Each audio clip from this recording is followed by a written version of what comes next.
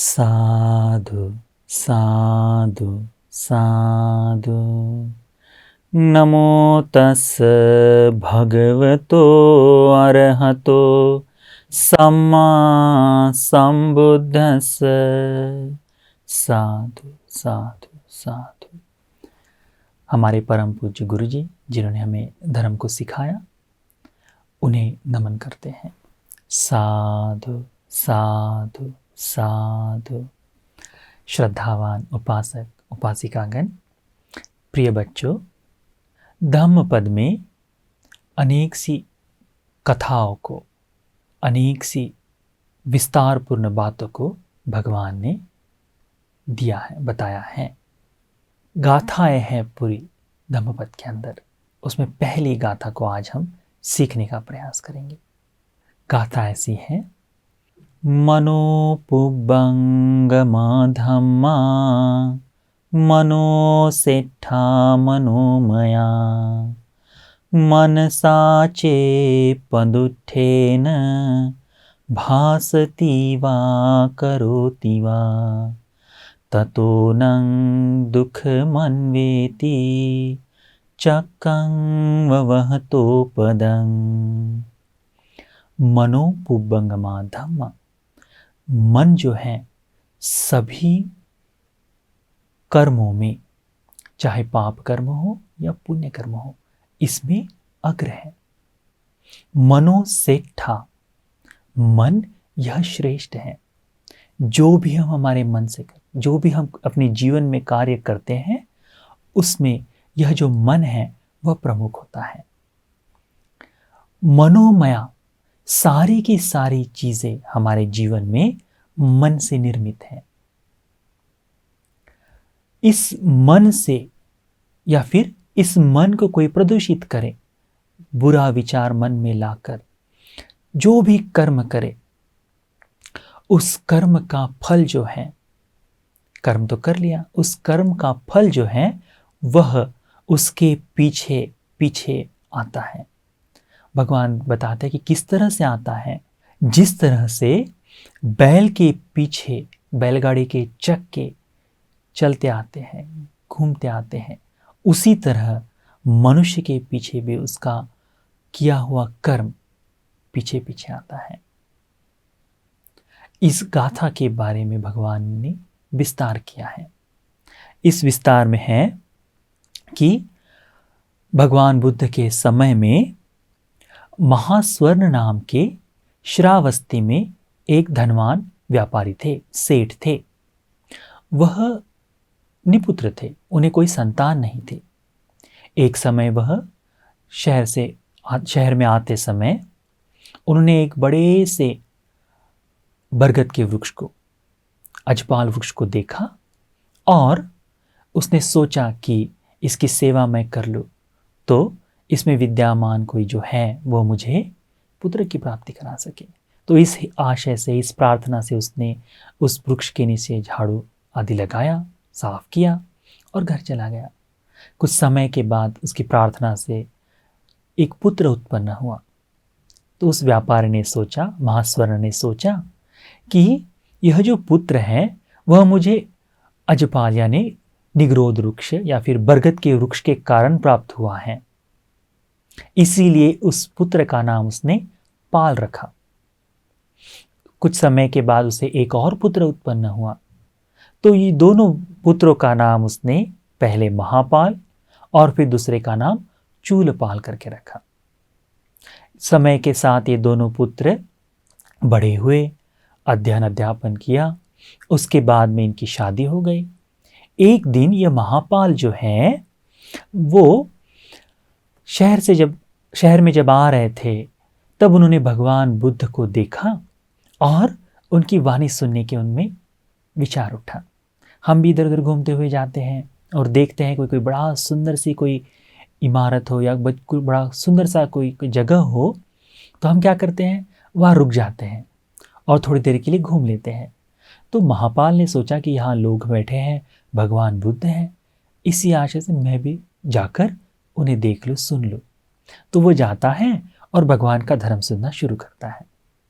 इस प्रकार भगवान का धर्म सुनकर घर में जब आता है तब उसके मन में चिंतन शुरू हो जाता है, सोचता है कि भगवान का जो धर्म है घर में रहते हुए पालन करना मेरे लिए मुश्किल है, तकलीफ दे है, इसलिए मैं प्रवचित हो जाऊं। तो वह भगवान के समीप जाकर प्रवज्ञा मांगता है।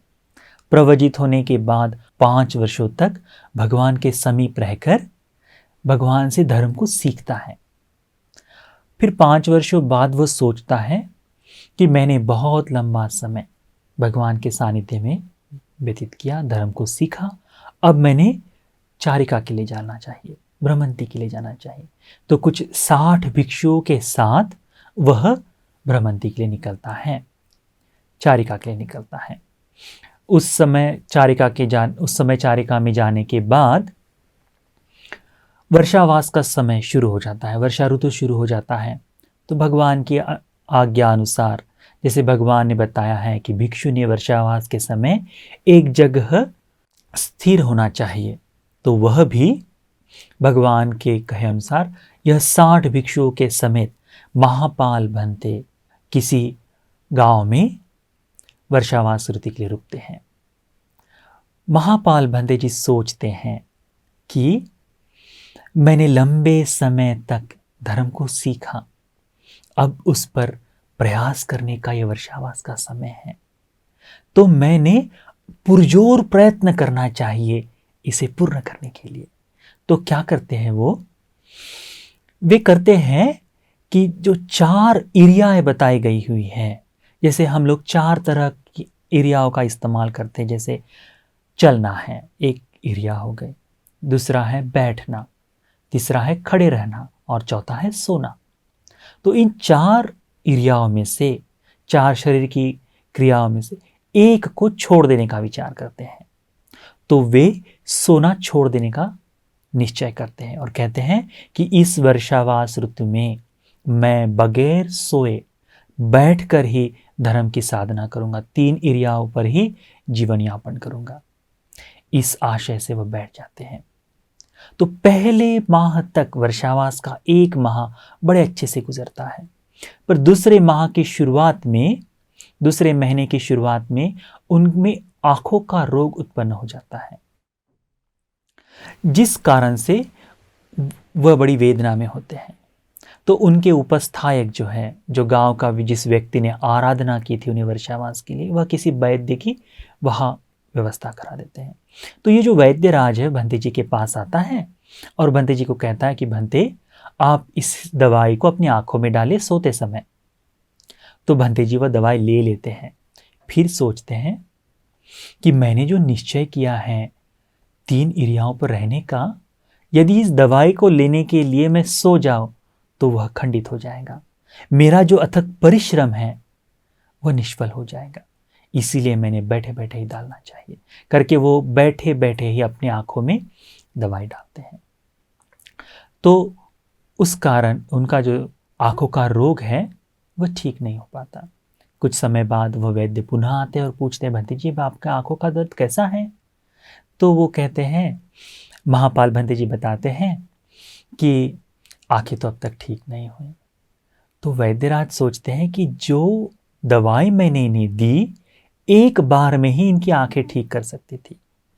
तब वह वैद्य पूछता है कि भंते, क्या आपने इसे बैठे बैठे दिया है या सो कर लिया है? तब महापाल भंते जी वह शांत बैठते हैं। उन्हें चुप देखकर वैद्यराज समझ जाता है। वह कहता है कि भंते, आप किसी से मत कहिएगा कि हमने आपको दवाई दी है, मैं भी किसी को नहीं कहूँगा कि हमने आपका इलाज कराया है, क्योंकि आपकी आंखें ठीक नहीं हुई यह जानते हुए लोग मेरे शास्त्र की निंदा करेंगे, मेरी विज्ञा को दोष देंगे। तो भंते जी शांत रहकर स्वीकार कर लेते हैं। इस तरह से वह धर्म साधना करते समय वर्षावास का दूसरा महीने जैसे समाप्त होते होते आता है, तब उनकी आंखें पूर्णतः अंध हो जाती हैं। उनकी आंखों से पानी जो बहना है अंध होने के साथ बंद हो जाता है। जिस दिन उनकी आंखें अंध हो गई, उसी रात्रि में वह इस निर्मल धर्म को पूर्णतः साक्षात कर अरहत बन जाते हैं। इस लोक में विद्यमान अरहतों में से एक कहलाते हैं। उस दिन यह महापाल भंते महापाल भिक्षु का नाम छोड़ चक्षुपाल नाम से कहलाते हैं। बरगद वृक्ष से जन्म पाया इसलिए पाल कहलाए। चक्षु को गवाकर धर्म के चक्षु को उत्पन्न कर लिया, इसीलिए चक्षुपाल कहलाए। तो इस चक्षुपाल भिक्षु जब दूसरे दिन सुबह, अभी तो अरहंत हो गए, सुबह जब पिंडपात के लिए नहीं निकलते तो जो सहचारी जो है, उनके साथ रहने वाले जो सहब्रह्मचारी भिक्षु हैं, वह सोचते हैं कि आज क्या हुआ, जो भंते जी आज पिंडपात के लिए नहीं आए, चलो जाकर देखना चाहिए। तो उनकी कुटिया पे जाते हैं और उनसे पूछते हैं कि महापाल भंते, आज से चक्षुपाल भंते, आप पिंडपात के लिए क्यों नहीं आए? तो वो कहते हैं कि आयुष्मान, अब मैं देख नहीं सकता, मेरी आंखें पूर्णतः से अंध हो गई हैं। तो वो कहते हैं कि भंते, आपने आंखें गंवा दी और धर्म को धारण कर लिया, तो हम आपकी आज से सेवा करेंगे। तब यह भंते जी लोग सेवा करते हैं, उनकी पिंडपात से उनकी जो देख रेख है वो करते हैं। फिर भंते जी लोगों में चर्चा होती है कि भंते महापाल ने अपने शरीर को न देखते हुए, अपनी आंखों पर ध्यान न देखते हुए धर्म की साधना की, तो हमने भी धर्म की साधना करनी चाहिए। तो उनका ये प्रयास वह प्रेरणा बना अन्य भिक्षुओं के लिए। जब वर्षावास के 3 माह समाप्त हो गए तो यह 60 भिक्षु जो थे उनके साथ, वह सभी के सभी अरहत बन गए। किसी से प्रेरित होकर अरहत्व को प्राप्त कर लिए। वर्षावास समाप्ति के बाद वह सब लोग इकट्ठा होते और कहते हैं कि वर्षावास समाप्त हो गया, अब हमने भगवान के दर्शन के लिए जाना चाहिए। तब वे सब कहते हैं कि चक्षुपाल भंते, आप भी हमारे साथ भगवान के दर्शन के लिए चलिए। तब चक्षुपाल भंते जी उनको कहते हैं कि भिक्षुगण, अब मैं अंधा हो गया हूँ, मुझसे तुम्हारे साथ नहीं चला जाएगा और मैं तुम्हें कोई तकलीफ भी नहीं देना चाहता हूँ, आप लोग आगे हो जाओ। यदि मेरा भाई तुम्हें मिले, चूलपाल तुम्हें मिले, तो उसे बताइएगा कि महापाल अब अंध हो गए हैं और किसी उपस्थायक परिचारक की सेवा करने वाले व्यक्ति की चाहत में है। तो भंतेगण उन्हें ठीक है भंते जी कहकर भगवान के दर्शन के लिए निकल पड़ते हैं। यह बात जब उनके भाई को पता चलती है कि मेरा भाई अब अंध हो गया है, तो किसी सेवक की वह व्यवस्था करा देता है। यह जो सेवक है वह सोचता है कि मैं किसी भिक्षु के सेवा के लिए जा रहा हूँ, उपासक बनकर सेवा करना ठीक नहीं होगा। तब वह भिक्षुओं के पास जाता है और उनसे प्रवचन मांगता है, श्रामनेर बन जाता है और श्रामनेर बनकर वह चक्षुपाल भंते जी जहाँ थे उस आश्रम में जाकर उन्हें बताता है कि मैं चूलपाल, आपके भाई के द्वारा भेजा गया सेवक हूँ, मैं आपकी सेवा करूँगा। तो वह कुछ समय तक उनकी सेवा करता है। सेवा के समय में एक दिन चक्षुपाल भंते जी कहते हैं कि भगवान के दर्शन को चलना चाहिए। तो ठीक है कहते हुए चक्षुपाल भंते और यह जो सेवक है उनका श्रामनेर जो है वह साथ में चलता है। अब पहले के ज़माने में तो सिर्फ घोड़ा गाड़ी या बैलगाड़ियाँ हुआ करती थी और भिक्षुगण उसका इस्तेमाल नहीं करते थे, रास्ते भी नहीं थे। तो पैदल ही चलते हुए कि जो श्रामनेर है वह उनके आगे चले और वह किसी कपड़े को बांधकर चक्षुपाल भंते जी के हाथ में दे दिया कि जैसे उनके पीछे पीछे वह आ पाए। तो ऐसे चलते हुए जब जंगल का रास्ता शुरू हो जाता है तो इस श्रामनेर के मन में, इस श्रमण के मन में, इस सेवक के मन में किसी स्त्री को देखते हुए भाव जाग जाता है। तो वह महापाल भंते जी को कहता है कि भंते जी थोड़ी देर के लिए यहीं रुक जाओ। चक्षुपाल भंते जी कहता है थोड़ी देर के लिए यहीं रुक जाओ, मैं अभी 2 मिनट में आता हूँ। तो वह उस स्त्री के पीछे जाता है और उसके साथ मैथुन धर्म का सेवन करता है। भंते इस बात को जान जाते हैं कि इस श्रामणेर का सील भंग हो गया है। वह जब सेवक उनके पास आता है और कहता है कि भंते अब चलना चाहिए, तब महापाल भंते, चक्षुपाल भंते जी दृढ़ता से कहते हैं कि मैं तुम्हारे साथ एक कदम भी नहीं रखूंगा। वह कहता है कि वह समझ जाता है कि भंते जी जान गए कि मैंने जो किया है। कहता है कि भंते आप तो अंधा हैं, आप कैसे इस जंगल में जाएंगे। महापाल भंते जी, चक्षुपाल भंते जी कहते हैं कि मैं चाहे मृत्यु को प्राप्त कर लूं, पर पापी व्यक्ति के साथ एक क्षण भी बिताना नहीं चाहूंगा। तो उनका इस दृढ़ निश्चय को देखते हुए वह सेवक चला जाता है। इस बात को शक्र देवेंद्र देखते हैं और वह मनुष्य वेश में आकर उनसे कहते हैं कि चलो भंते आप हमारे साथ चलो। तो चक्षुपाल भंते जी उनके साथ श्रावस्ती तक आते हैं। श्रावस्ती में आने के बाद भगवान के दर्शन होते हैं। भगवान के दर्शन हो जाने के बाद वह किसी कुटिया में रुके रहते हैं।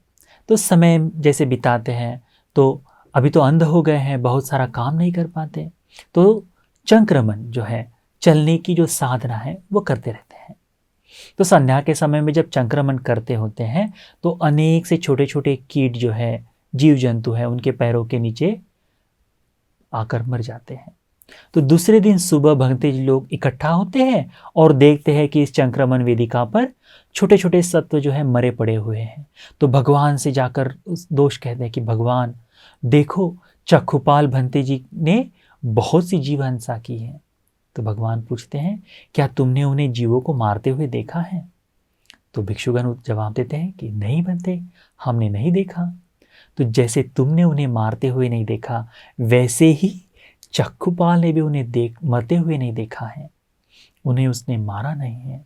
और वैसे भी अरहंतों में किसी जीव को मारने की संज्ञा जो है उत्पन्न नहीं हो पाती। तो भिक्षु संघ को बड़ा आश्चर्य होता है कि जो अरहत होने का भाग्य रखते हैं, ऐसे भिक्षु अंध हो गए, ऐसा किस कारणवश हुआ? तो जिज्ञासा से वो भगवान से पूछते हैं कि भगवान भंते आप हमें बताइए कि क्या कारण है इनके अंध होने के पीछे। तब भगवान बुद्ध उनकी पूर्व जन्म की गाथा को बताते हैं। भगवान कहते हैं कि पूर्व जन्म में यह जो चक्षुपाल है वह काशी देश में एक वैद्यराज हुआ करते थे। जब वह वैद्यराज हुए तो आंखों का इलाज यह उनकी विशेषता थी। उस समय कोई स्त्री उनके पास आती है जो आंखों से अंध हो रही है। वह आती है और कहती है कि वैद्यराज तुम मेरी आंखें ठीक करा दो, तो मैं तुम्हारी घर में तुम्हारी सेवा करूंगी, तुम्हारी सेविका बनकर दासी बन जाऊंगी। तो पैसा न होने के कारण वह दासता को स्वीकारने के लिए मान जाती है। तब यह जो वैद्यराज है उसे दवाई देते हैं, औषध कराते हैं, और एक ही औषध में वो जो स्त्री है चंगी हो जाती है, अच्छी हो जाती है, उसकी आंखें ठीक हो जाती हैं। वह सोचती है कि अब मुझे इस वैद्य के घर में दासी बनना पड़ेगा, तो यह मुझे स्वीकार नहीं है। जब तक आंख खराब थी तब तक तो दास्ता स्वीकार कर ली, पर जब आंख अच्छी हो गई तो वो मुकरना चाहा। तब वह देखती है कि यदि मैं नाटक करूं कि मुझे अब भी नहीं दिखाई देता तो मुझे दासी नहीं बनना पड़ेगा, इसीलिए वह झूठ बोलती है कि मुझे दिखाई नहीं दे रहा।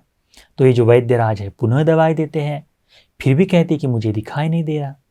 तो ऐसे कई बार होने के बाद वैद्यराज समझ जाते हैं कि यह जो है मुझे धोखा दे रही है, अपनी बात से मुकर रही है।